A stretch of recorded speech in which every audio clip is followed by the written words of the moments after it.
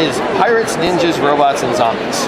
In this game, you play as one of those four iconic heroes or anti-heroes, depending on how you look at them. Each of you will start with a home base representing whichever faction you choose.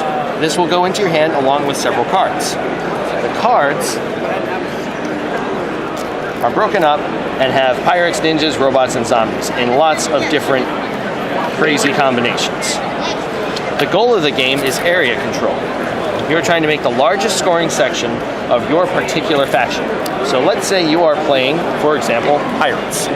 Stuff starts getting laid down, people are laying crazy cards down.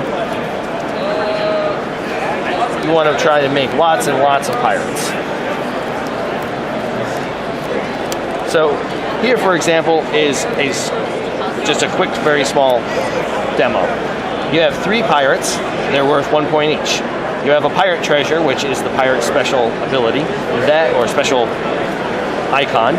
That is also worth 3 points. So you have 6 points right here.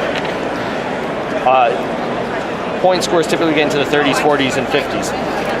If this were here, this is the Kraken, the pirate's arch nemesis.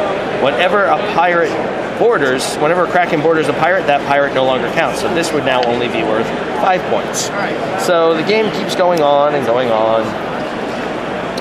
This card allows you to rotate. Well, that helps because now I take this card and I rotate it. So now I'm away from these Kraken and I've got a much bigger pirate section. There are some other actions that allow you to swap cards, trade cards from your hands, and the like. There are 58 tiles. Well, these will be tiles, Carcassonne quality. There are 58 tiles. Once they are all played, then the scoring is complete, and whoever has the largest single scoring section of their own particular icon wins the game. This is for Taverns. It is a stab your buddy in the back fantasy-themed game. You are one of 4 tavern owners. You can either be the Scrying Bowl, or the Mortar and Pestle, the Cloven Barrel, or the Black Raven Tavern. Whichever tavern you pick, you are trying to gain the most renown for. Renown is found on these quest cards. These quest cards need to be fulfilled, and you need to, as your tavern owner, meet or exceed these 3 numbers: warrior, wizard, cleric, and rogue. You do that by spending your meager gold supply to hire adventurers to go out on these quests. So it costs 1 gold to hire an adventurer, regardless of whatever number this is. We are all playing for the same quest, so I may have some cards down, you may have some cards down, but whoever fulfills the quest first gets it, and the other person's investment and adventurers are lost. Once you complete the quest, you gain 5 renown, which makes your tavern more popular, and you gain a certain amount of gold. As said, these characters cost a gold to lay down. However, there are also dual-classed characters. Here we have a ranger. This ranger is red and blue.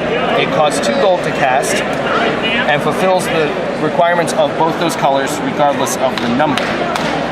You play to 20 renown, and the first person there wins. However, it is not that simple, because there are many action cards in this game which act as interrupts, allow you to steal your enemy's adventurers, you can assassinate them, you can block them, you can do all sorts of ne'er-do-well to each other.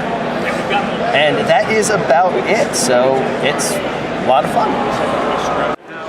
This is Dwarven Miner. We call this a 2-tiered crafting game.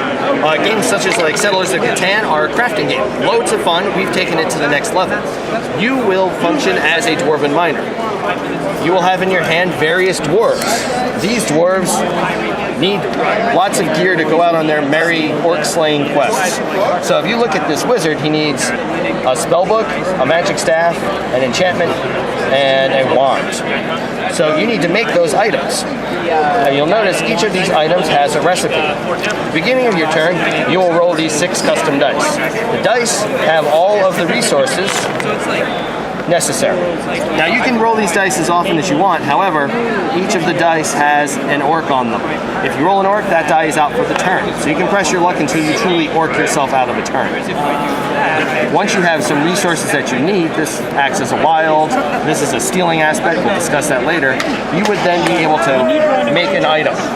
That item then goes into your backpack, along with any extra resources you may have acquired that turn to play it on a future turn.